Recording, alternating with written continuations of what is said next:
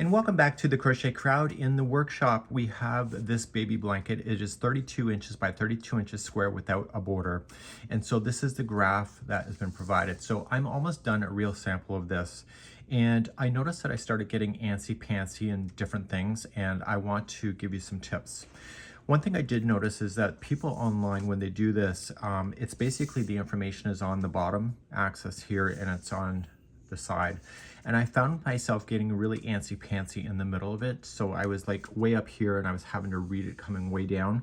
So what I did is that I put the loops on the hook in different spots up here. So here, here, and here. So that's the loops on the hook so that you don't have to really get concerned when you're trying to follow it along, especially if you're watching TV like I was.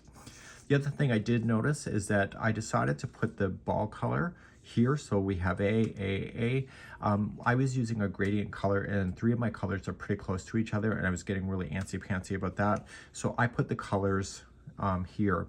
So as you're completing this particular project, you start here and then you start working up and going all the way across. You're going to notice is that you're going to get to a certain point. So this blue right here, when you follow this up, it's actually the corner all the way up here. So once you get there, you're no longer going to be building it out past there and you're going to be stopping at the side of that square. Easy peasy lemon squeezy. So you're going to notice that. And so you're going to be building this out very much like corner to corner. Once I got to this right here, I knew that I didn't want to go any further. So once you get here, the rest of this all the way to the corner gets faster and faster because you're eliminating out blocks. And then that gets really super exciting to be able to complete. The other thing I was getting really nervous about coming up the side is that I was concerned, is this color the same as this color? So I put the colors that is going to start the row, because after you've done this one here, your new one is going to be right here. It's going to build on top of an existing. So I put the colors what it should be then going up the side. So you'll be following it through here to make it like a corner to corner concept. And so what I would highly recommend on the ball bands, write the letter itself, so right onto the ball band so that you can quickly pick it up and just be able to do that. And once in a while, I found with myself is that I was concerned that maybe I was adding stitches or subtracting stitches. My biggest tip for you is to actually look at this mark right here, the 3, 3, 8, 8, and 3, 3, and 8, 8. It's really easy to see the 3 3s. And so if you're concerned that should you be at a 6, you can actually see the 2 3 3s right beside each other, and then you know it's going to increase by 1. So you go, this is 3, this must be 4, 5, 6. So this is 6. The 8s are a little bit harder to see, but the 3s are super easy. And so when I was up here and I was getting really concerned, I was following it all the way down. Should I actually be at a 6 here? And I did that so that you can see that easily. The width of the column all the way up is always the same. So you see 3 here, 3, 3, and 3.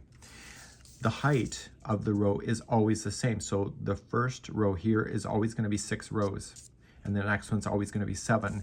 And so it's the distance of the change of the loops on the hook versus the row height that makes it look warped, just like so.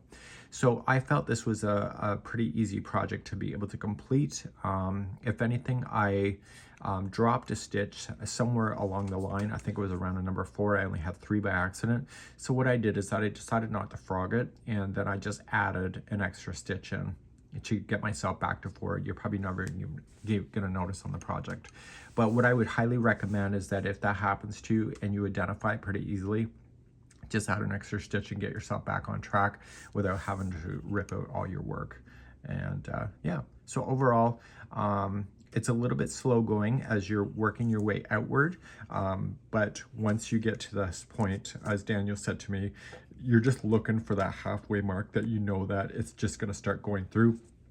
The other thing with myself, it's like a dot matrix printer where you're from a close-up point of view, you're really not seeing this, but if you step back from this project, especially after the halfway mark, you really can see the fruits of your labor. And this is a really cool little project to try. So if you're interested in something like this, be my guest, and it's going to be quite a fun time. So you'll need 5 colors if you would like to do this. So if you are on the cruise with us, maybe you can just talk to somebody. These little wonders, like the blues here, they don't take very much yarn at all. And these one-liners, when you're going across. So that might be something that you can borrow from a friend just to be able to complete those. And then you'll need the most color of number A for your particular project. And then the second one that you need is D. So D and A is the most you'll need, but certainly A takes the most because of the number of times that it shows and the number of rows that you'll do with that color.